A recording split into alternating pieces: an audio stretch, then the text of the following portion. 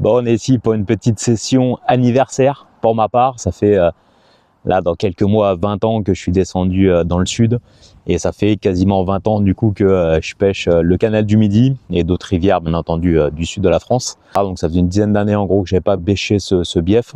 Donc je suis revenu hier en fin d'après-midi pour sonder un peu parce que ils ont retiré les platanes qui avaient une maladie. Donc ça change énormément les berges. Moins d'obstacles dans l'eau, c'est un bief qui est vidé tous les ans, qui est nettoyé, etc. Donc bref, il y a beaucoup de choses qui changent d'année en année. Donc je suis arrivé hier soir pour essayer de sonder, essayer de trouver des spots qui peuvent être intéressants. Pour vous donner un peu le contexte, on est tout début décembre, donc là il fait bon, je suis en suite, mais croyez-moi que cette nuit ça a caillé sévère.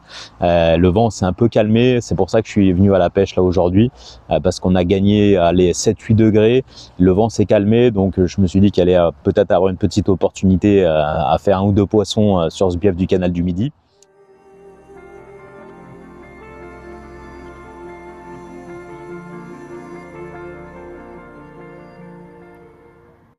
Donc j'ai étendu les cannes ce matin rapidement, donc je vais vous expliquer un petit peu comment je procède sur ce type de pêche là. Donc on est là, l'eau est très froide, là on est depuis 15 jours sur un gros vent du nord qui a vraiment beaucoup rafraîchi l'eau. Donc moi mes options c'est clairement des pêches au spot, des pêches avec des petits appâts, plutôt sur les extrêmes bordures. On est sur des biefs ici qui sont plutôt plats. Il y a très peu de différence de fond, de substrat, etc. On est souvent sur de la terre, de la glaise, quelques poches de vase et quelques fonds durs. Alors moi je chipe souvent les fonds durs parce que j'ai pratiqué ici depuis très longtemps et c'est souvent là où j'arrive à sortir du poisson. Donc j'ai fait en gros 2 cannes sur ma bordure, 2 cannes sur la bordure d'en face, une avec une petite bouillette de 15 mm et une pop-up de 10, une avec 2 tigers sur l'extrême bordure. Les berges sont rectilignes, il y a vraiment peu de choses au fond de l'eau et donc c'est des couloirs, c'est des autoroutes à carpe. Donc là l'intérêt ça va être de trouver en fait des substrats ou des petits obstacles. Parfois c'est vraiment des toutes petites choses, ça peut être une branche au fond de l'eau, ça peut être un petit herbier, des joncs qui rentrent un peu plus dans l'eau que les autres, et c'est là où les carpes vont venir se nourrir. Voilà, par exemple j'ai posé une canne en extrême bordure parce que le canal est très plat, peu d'obstacles, donc les poissons vont quand même pas mal naviguer et vont souvent en fait s'arrêter sur des zones où il y a un tout petit changement. Parfois ça peut être juste une petite branche, ça peut être des joncs, ça peut être un potamo, enfin n'importe quoi. Et parfois le moins de petits changements qui apparaît dans l'eau peut être vraiment intéressant. Donc là je pense qu'on va poser une canne. On a une branche ou deux là dans la bordure, 2-3 herbiers, 2-3 joncs, etc. Donc on va mettre une canne juste là. J'ai sondé tout à l'heure, en plus il y a un joli petit fond dur. Donc on va aller amorcer, on va déposer ça tranquillement.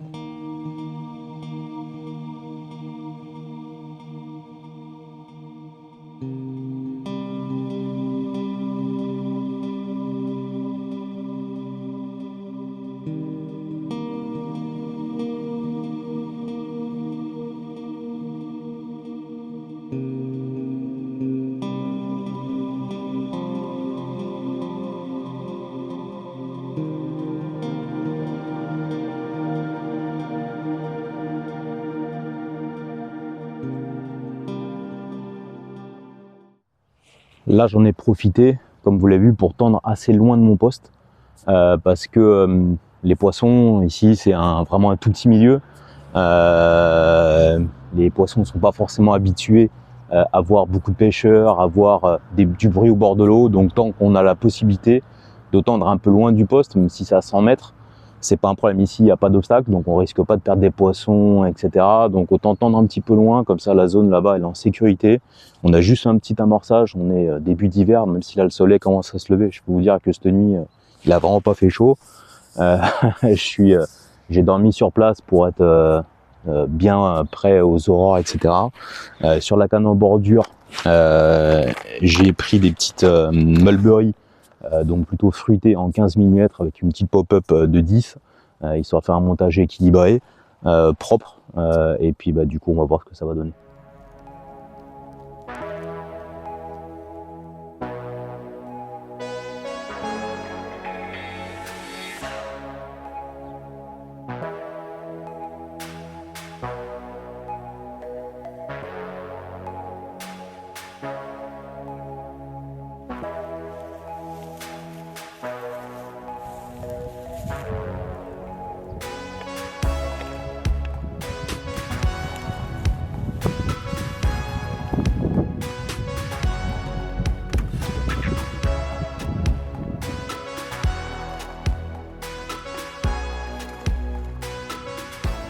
en hiver, comme ici, ça m'arrive de pêcher en journée. Le restant de l'année, sincèrement, c'est impossible parce qu'on a des biefs qui sont hyper touristiques avec des centaines de péniches et globalement qui font n'importe quoi, donc ça vient taper dans les berges, etc. Donc à pêcher en journée à partir du printemps jusqu'en milieu d'automne, c'est quasiment impossible. Donc là, c'est là où c'est intéressant justement en hiver, c'est qu'il y a quasiment plus de péniches, il y a très peu de touristes, très peu de passants, etc. Donc ça nous permet de faire des journées, on va dire, sympathiques.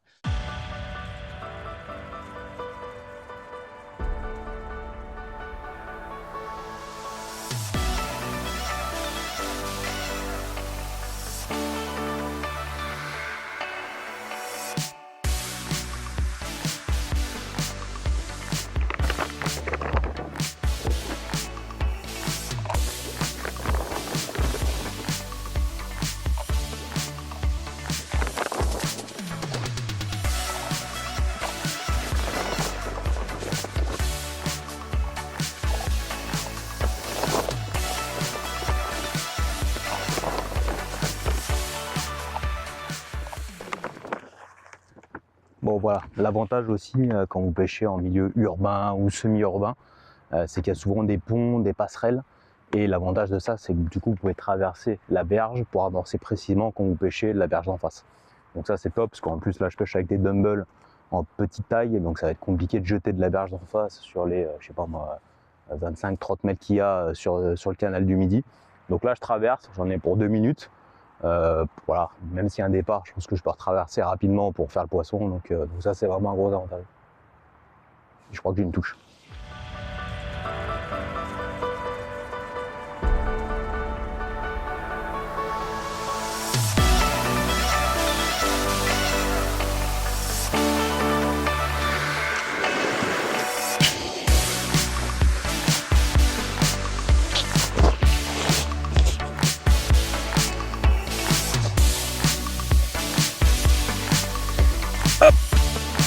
Et voilà.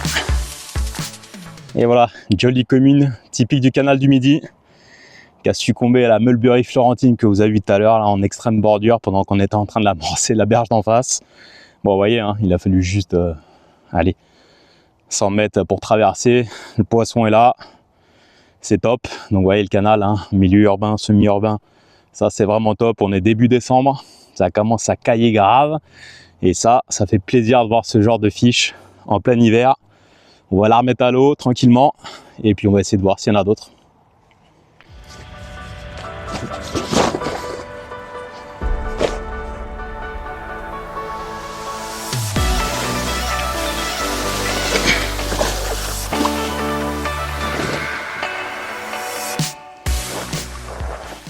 Voilà un petit peu la stratégie qui a été mise en place donc sur ce bief du canal du Midi.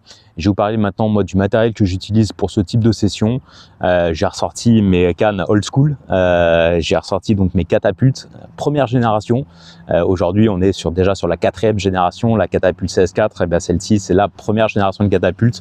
C'était une 9 pieds 2, donc c'est parfait. Ici il n'y a pas besoin de jeter, etc. Donc voilà, 9 pieds 2 pour le canal. C'est vraiment une bonne taille et c'est un plaisir de ressortir des cannes comme ça que j'ai depuis 10-12 ans chez moi. Voilà pour les cannes Sportex.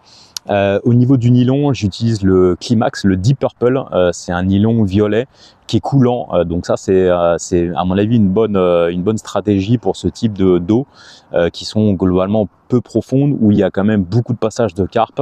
Donc le fait que ce soit un nylon coulant, ça va venir en fait avoir l'intérêt de venir plaquer votre corde de ligne sur le fond. Moi, je viens ajouter un lead core sans âme en plomb dans la gamme Criston, c'est le score 0. Donc ça, c'est l'avantage sur à peu près 1 mètre de venir complètement plaquer votre corde de ligne sur le fond, histoire d'avoir une zone de sécurité où les carpes peuvent ne pas avoir de méfiance tout autour de votre corde de ligne. Voilà, au niveau des balignes, j'utilise la Stinx.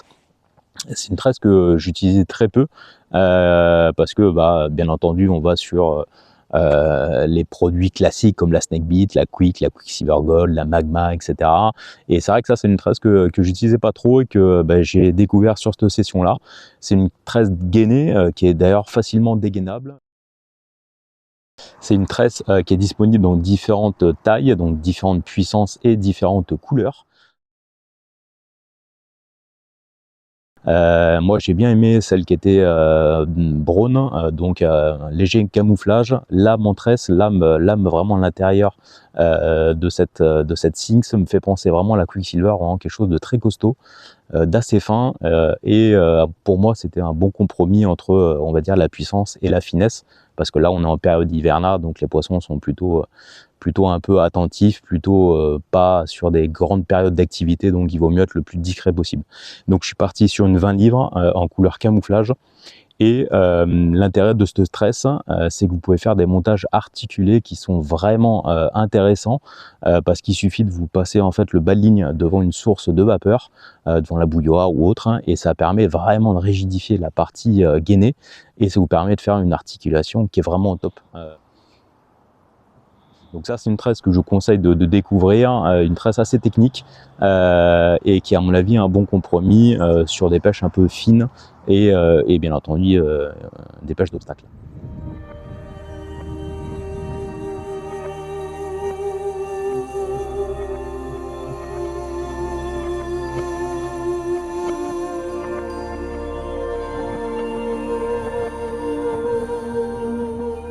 Three, two, one, talk to me.